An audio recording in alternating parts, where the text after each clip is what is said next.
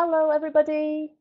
My name is Maha El Nasser, and I am the founder of Rule 56, and I'm just here to welcome you to our first chat of Derby Stance.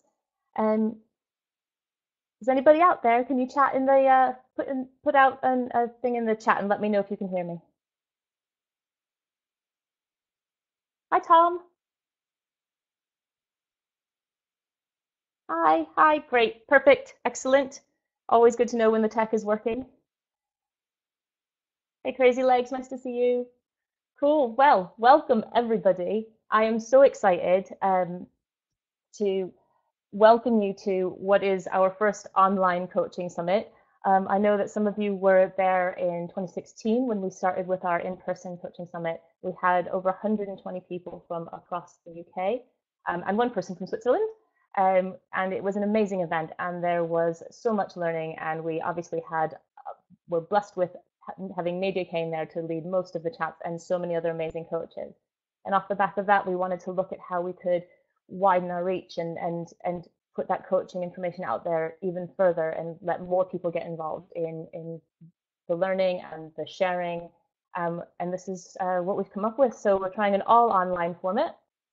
And to date, we have people representing over 10 countries. We've got people from Alaska all the way to New Zealand, Australia, UK, France, Portugal, Iceland, pretty much everywhere in between, which is amazing to have everybody here. And um, just want to make sure that you guys keep that conversation going. Our mission is the same, whether it's in person, whether it's online. It's to keep talking about coaching and roller derby, to keep letting coaches know that there are resources out there and there are other coaches, and we're all here to help each other.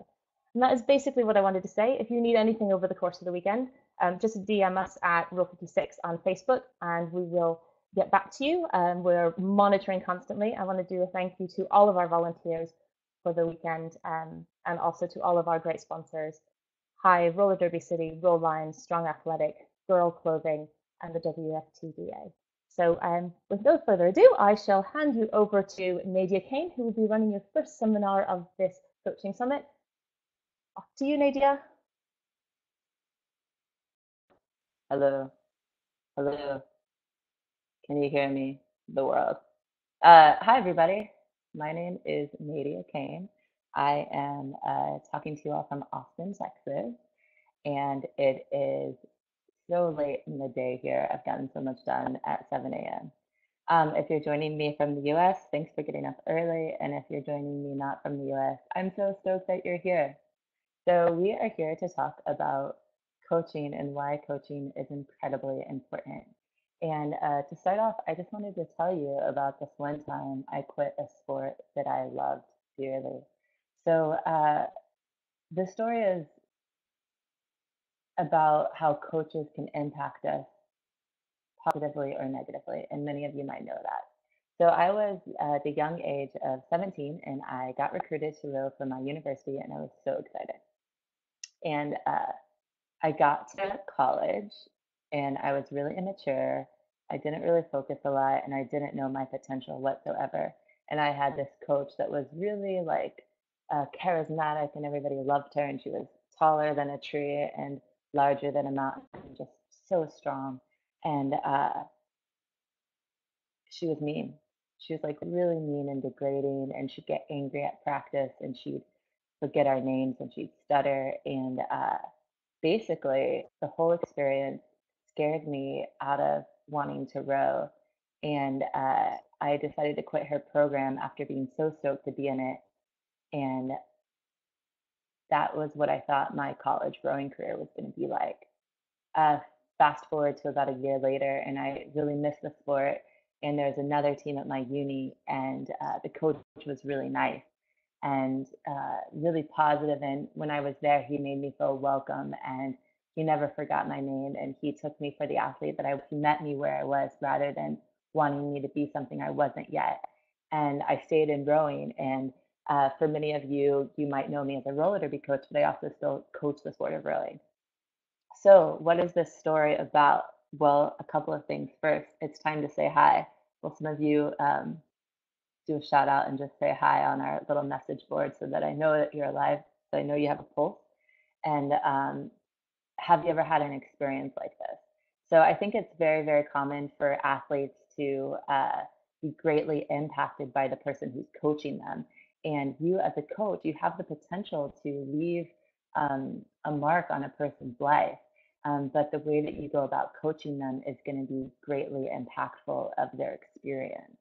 So that's how I want to start off, our conversation. Is I just want you um, to know that you can really make an impact. Or if you're an athlete, the coach can sometimes make a greater impact on your life than you meant for that to be. So let's keep on moving forward, but we're going to talk about some of my pillars in coaching. Okay. So as a coach, I have this foundation for things that are important to me as a human, and they pretty much mark every single thing that I do when I'm coaching. So the first one is that I actually have great respect for myself. And I haven't always, I'm a human with my own backstory too. But uh, the thing is that I've come a long way, and I realize that I am a person who has a lot to offer. So when you step up to coach, no matter what reason that you have to come into it, you have something to offer. So I want you to just take a quiet moment and think about when you're stepping up to coach, because it is so important that we have good coaches, because that's what sport needs. What do you personally have to offer? So take a quiet little second and think about that. And while you're doing it, can anybody tell me, are you alive? Because sometimes on these seminars, I'm talking to a computer screen and I don't hear from anybody. So, I just like to see if anyone is actually out there. And I see that one of you is about to say hi. So what do you have to offer as a coach? And hi. Um, and uh, secondly, why did you start coaching? So some of you started coaching because like you were dragged to practice by your friends, or because you were tired and you didn't want to leave the derby community. So think about those two things.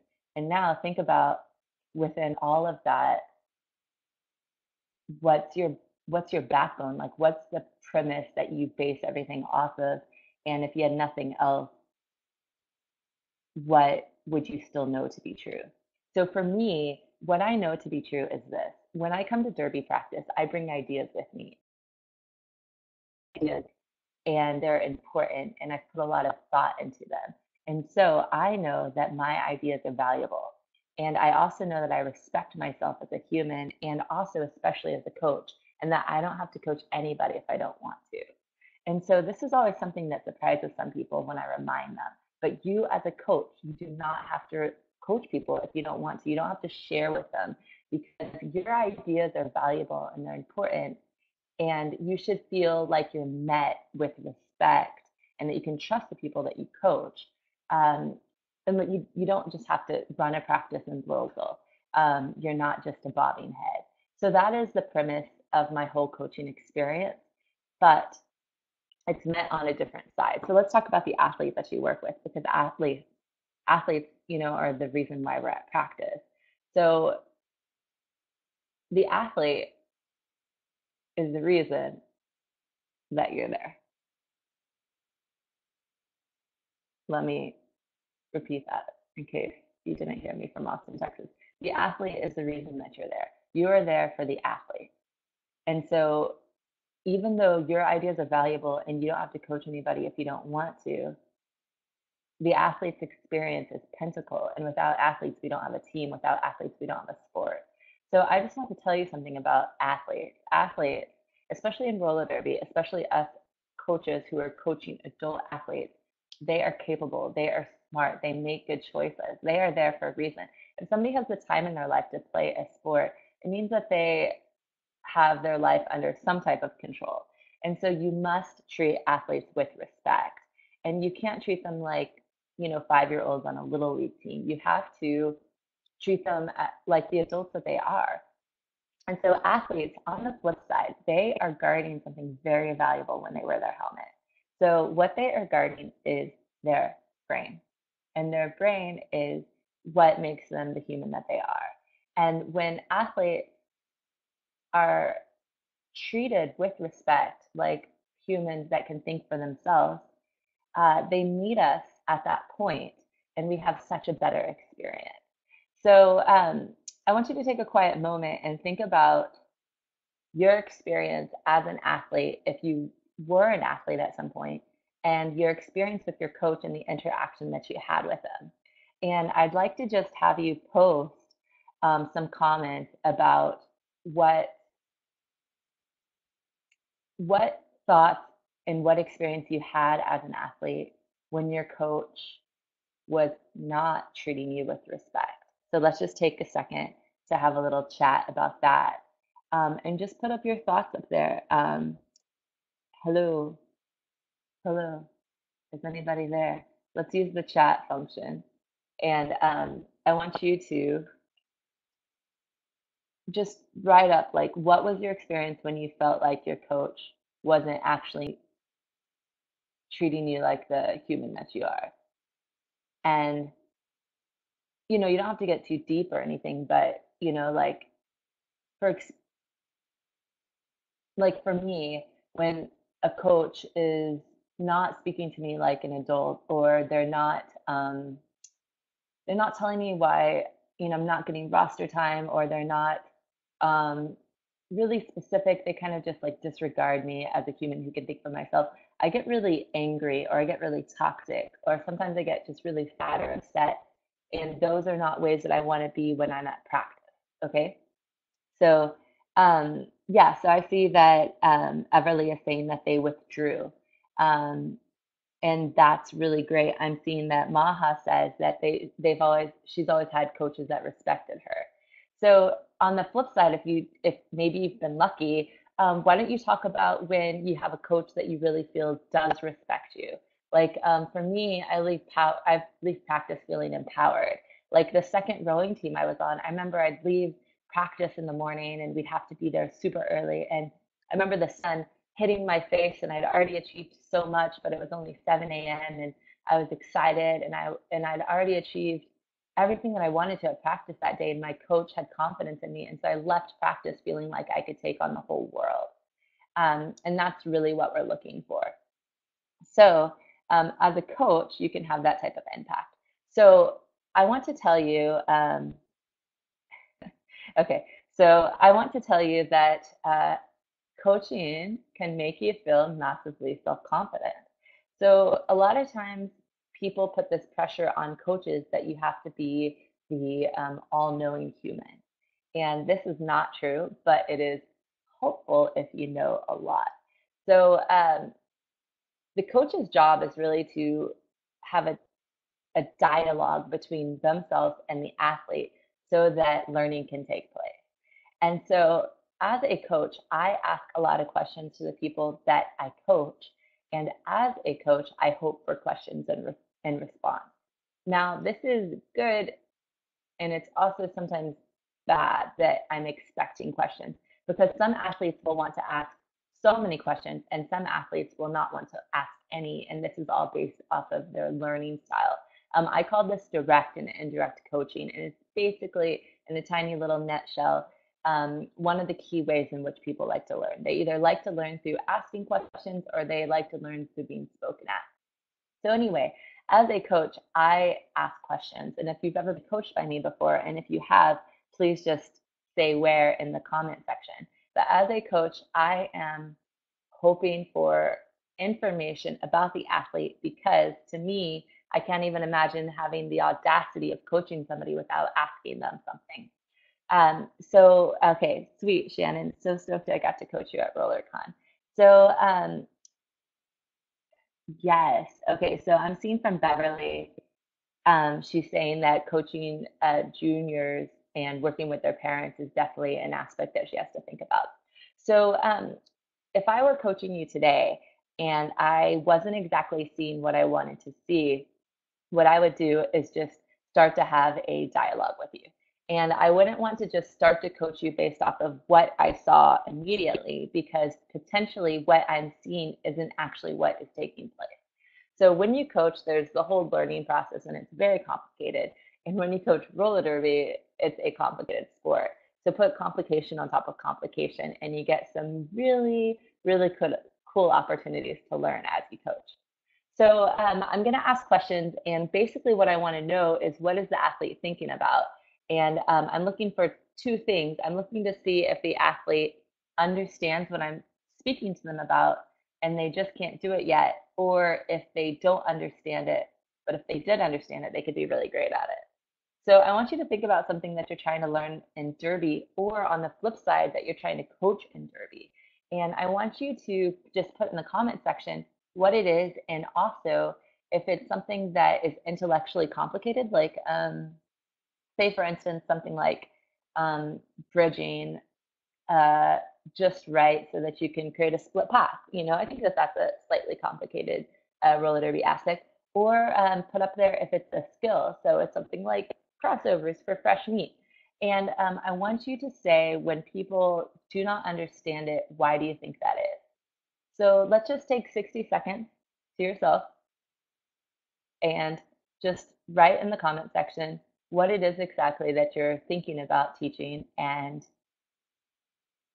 which type of complication it is. So I'll put something up myself. So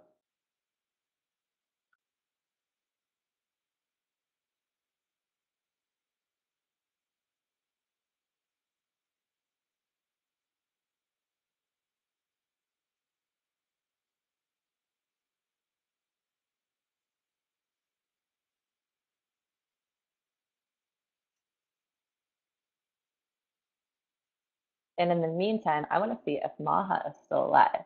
So Maha, me very quickly, just flash us your face. There she is. She is alive. She's a human. That's the reason we're doing all of this right there. Oh, and if her shirt was red, we'd probably be able to see how red her face was. Her face is. Okay, weight transfer during backward crossover.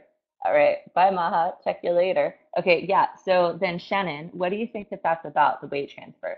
Do you think that that is like an intellectual thing, like they have to understand it, or do you think that that's a skill thing, like they have to just know how to do it? Um, let's see, quick switches from offense to defense and back again. Yes, Angela. Oh my gosh. So that's a really interesting one, Angela, because that takes understanding, like comprehension of when you should be playing O and when you should be playing D. But it also, you said the word quick. And anytime quick is mentioned, that's a reaction time. That's a time thing. So I remember one of the requests from my old team was that I not switch between offense and defense so quickly, because I was actually doing it at a speed that a lot of people couldn't keep up with. So watching the athlete and trying to understand what they're doing. I see that Rule 56 is saying that weight transfer is kind of both. So I'm going to give you an example right now of something that I like to coach, and it's going to be pretty quick, and I hope it's a really nice day to start, or way to start your day. But we're going to talk about indicators of if you understand it or not, okay? So I'm assuming that most of you are sitting down. I'm sitting down. So sitting in your seat, I want you to push your bottom as hard as you can into your chair. So let's all do that. So everybody push your butt as hard as you can into your chair. All right. And what we're trying to do is we're trying to wake up our muscles. Now, I want you to imagine that your back is on a wall. And what it looks like when I'm doing this is kind of like that. Nice little screenshot there. Okay. So imagine that your back is against a wall and that you're trying to touch a wall with your back while trying to push your butt down into your chair. Now, I want you to touch, if you're at work in a public space, this might look weird, but I want you to think about that space at the very top of your legs, sort of like in your crotch area. And I want you to try to push your legs together, but don't actually let them touch. And now I want you to imagine that your quads have eyeballs. And with your quad eyeballs, I want you to look at, if there's somebody sitting next to you, look at somebody next to you with your quad eyeballs. So pushing your butt down, pushing your back against the wall, trying to close your legs, but not actually doing it. And then looking to whoever's sitting next to you with the eyeballs on your quad. Now make sure to breathe and try to breathe from your like gut. Okay, so like, and we're trying to wake up your muscles. So in the chat section, Beverly, I hope everybody is watching. Strong athletic quad eyeballs, Maha. That is my next t-shirt. Actually, it's gonna come out just in time for the holidays. So I want you to write in the chat section if that did anything for you. Okay. So so is anybody, what are you all feeling as you push your butt into the seat? Also, what if you imagine that someone's trying to buck you out of your seat and you're trying to hold yourself down? So you're pushing yourself down with your butt in your seat, and then you are looking at somebody with your quad eyeballs. Somebody says that they feel weird. Billy feels weird. Okay, now just do one more thing for me. Imagine that your butt has a flashlight sticking out of it, and sitting in your chair, you want to aim your flashlight higher up. So you're trying to elongate the bottom of your back, and it should kind of feel like a nice little stretch because a lot of us sit incorrectly anyway. So I'm coaching you right now. Now, I feel where I fell on my butt on Sunday. Okay, I hope it doesn't hurt too bad. But anyway, okay, so this is me coaching you all on how to engage your muscles. Now, some of you got something out of it and some of you didn't, right? So if I were coaching you in person, what I would do now is send you out to the track and I'd watch you play the sport because everything that I coach has a direct uh, like a reason for it on the track, right? So I coach muscle engagement for jammers and for blockers. For blockers so that they can hold jammers better, for jammers so that they can get through hard situations faster. And so I would watch you on the track and I would ask you, okay, so this muscle engagement, I am not seeing it. Can you tell me what you feel? And so by listening to the athlete, I take in the information that they are giving me, and then I decide, okay, so you comprehend what I'm telling you, you're just not good at it yet. Or on the flip side, if I see what they're doing and it's correct, then I ask them to explain to me what they're feeling. Because sometimes you actually see an athlete doing what they're supposed to be doing, but they don't understand why they're doing it. And what do we call these athletes? Anybody? Anybody? Anybody? What do we call these athletes? We call them gifted. Okay, yeah, we call them naturals. A lot of us do. And these are the athletes that we tend to ignore because they're pretty good at sport anyway. And we only pay attention to them when they're not actually exceeding our expectations. And then we just think it's weird, like something went wrong, but we don't, we forget that they actually need coaching. So we've gone over a lot of things so far today. And before we continue, I just want to kind of regroup.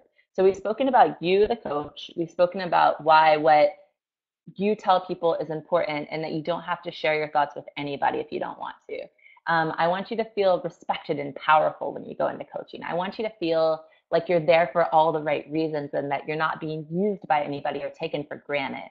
But on the flip side, we've also spoken about the athlete. So I've reminded you that athletes are the backbone of your program. Without the athletes, you have no job. You might have a sport, but really the athlete should be the driver for you. You're doing everything that you can for the benefit of the athlete. You really are. But they must treat you with respect and they must trust you. And in turn, you must trust them and treat them with respect. Okay. So whenever you don't feel that trust or that respect, then that just means that it's time for dialogue. All right. Sometimes dialogue is super uncomfortable. Man, I hate having those conversations sometimes. So I have to just sit my coach down and tell them something that I'm unhappy about, or I have to sit the athlete down and tell them something that I'm not seeing or I'm happy about, but it's actually super important. So if you're a coach, you must be a really good communicator. One of the best quotes I read was that a coach, their job is to give correction without making people feel isolated or ashamed. So a lot of people, the corrections are so important to them, but the way that you give the correction is the most important. So, there's some jokes like a compliment sandwich or a shit sandwich. Have we heard that before? Where somebody's like, hey, you're super pretty. Now change everything about yourself. But I love you, kisses. So, anybody ever gotten one of those or knows what I'm talking about? Hello, universe. Hello, universe. Are you there? Okay, so we like to call those shit sandwiches if you don't like that way of giving information, or we like to call it a compliment sandwich, but really what I think of it as is this. I'm a coach. I have so much important shit to tell you. I really do. But I can't talk to a closed door. So when I coach humans, I read humans and I try to figure out how they're going to start to listen to me. If you're a parent, you know this. If you work, you know this because you have to do it with your coworkers, you have to do it with your boss, you have to do it with your children. There's nothing new about this. And so, all that I want to know is this cool, badass information needs to be given to that person over there. How do I need to coach them so that they learn?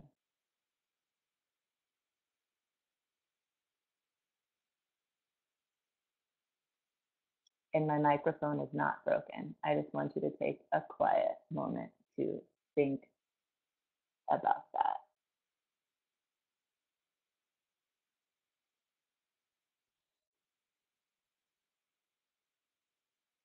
Okay? So that's your job. So that means you must be an expert communicator and you must also be adaptable. And that's beautiful because remember, your job is important.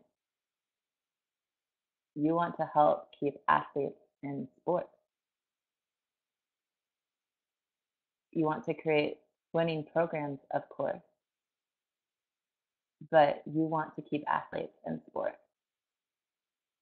So, starting our wrap up, I want you to take a quiet moment and think about what you've heard from me today. So, certainly this stuff isn't new.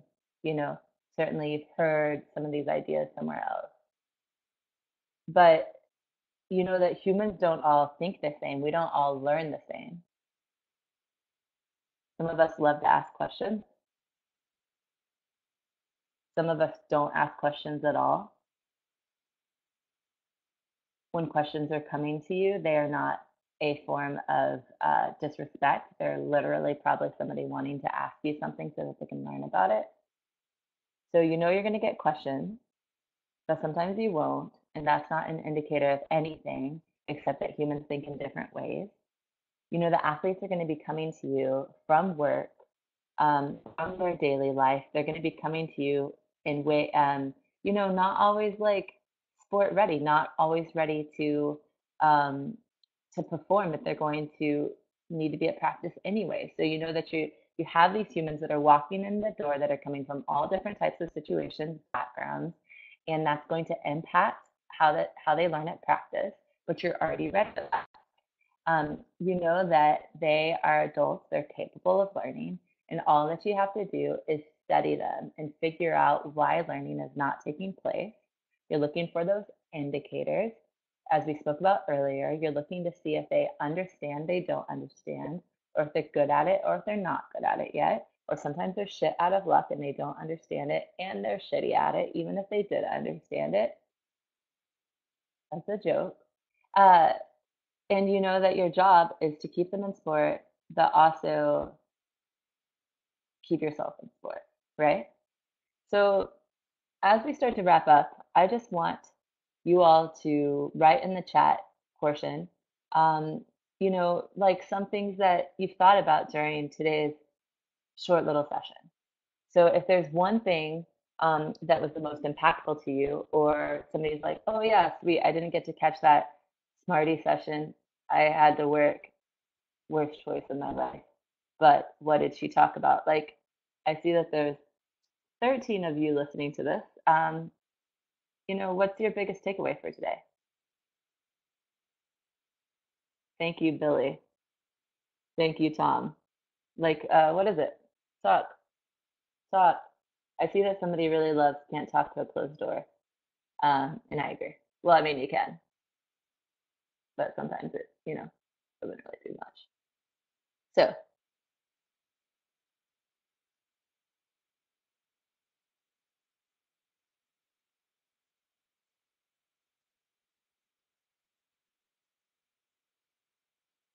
Okay, so Billy, it kind of reset your perspective on how coaching is received.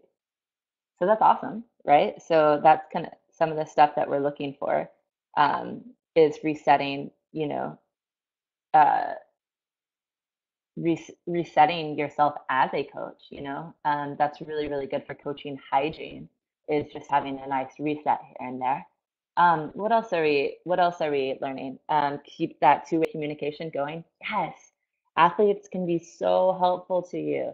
When you don't know what to coach, sometimes just ask the athlete. You remember, you don't have to be, an all-knowing divine superhuman. All you have to be is somebody with ideas and thoughts and motivation and determination. So I totally agree. Um, okay, so yeah, and Angela, a lot of us coaches haven't had formal training, and so sometimes it can feel very like we almost feel like we're deceiving people or relying, like, oh, don't tell anybody I'm not really a coach. I don't want anybody to find that out. Okay, so what else are we learning? Um, Yeah, I love that, Tanya. Thank you for saying it that way. So Tanya said, how do you have to adapt to make sure an athlete has the potential to learn from you? And I just love that, has the potential to learn from you. And that's just a really lovely way to say that. So I like your wording there. And it's totally true. Athletes have the potential to learn from you, and they also don't. Remember, part of that's on you, Tanya, but also part of that's on the athlete. So athletes have to show up ready to learn and wanting to learn and listen. Um, okay, yeah. And so Maha, I totally understand that you still need to work on your communication skills in order to be an expert. And so do I. And I'm always trying to think about how to work on my communication skills. But the thing is that also every new athlete is a new opportunity to learn how to speak to people. I want to read what Tom has to say.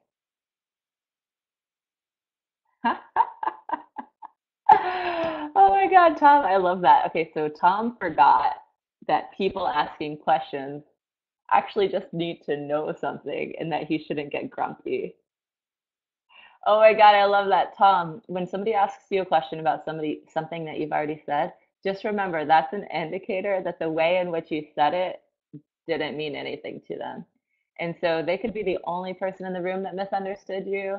And sometimes you have to just move on. But other times, if like everybody in the room is just looking at you like this,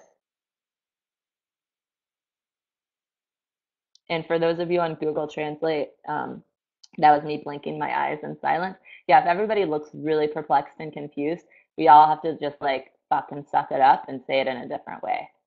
Okay, let me see. I want to read, okay, just a couple more comments, and then guess what? We have to go. Um, okay, so Shannon, so stoked that you haven't really thought about the naturals, but yes, naturals need coaching too. And sometimes they're really fucking great at stuff and they don't understand it at all. And they just get lucky. Um, Yes, and I agree with you, Catherine. And actually, let's finish with Catherine's comment, and then we're gonna wrap this sucker up. We, the coaches and skaters, are there for ourselves and for each other. And I think that that's a beautiful way to summarize that. And I really, really appreciate that. And a lot of you have cool comments that you're saying, but I think that's a beautiful way to finish. So with that being said, can we please pull in Maha here so that she can be with us to wrap this sucker up? So Maha. Maha, I know I'm calling you all the way from Texas. Hi, are you there? Yes, I'm Okay, here. Sorry, I was up to tweet Catherine's comment. okay, no worries. Okay, so Maha, we have to wrap this up. I just want to tell you in person and with all these people that I'm so stoked that you're doing this for the whole entire world because we really need it. We need coaching seminars. We need to become better. We need to talk to friends. We need to find out that we're not the only one that feels this way or that way. And it's because we love our little sport of roller derby and we really want it to fucking grow and we're part of the growing process. So from me to you, Maha, I wanted to thank you for putting the coaching summit together again. And I'm just really stoked for the whole weekend. I think it's going to be fucking fantastic. Thanks, Nadia, and thanks for coming and talking to everybody. We love having you. Oh, thanks so much. All right, should we say bye? Bye. Bye, everybody. Y'all are great. Thanks for Bye, wanting to learn. everybody. Bye. See you at the next one.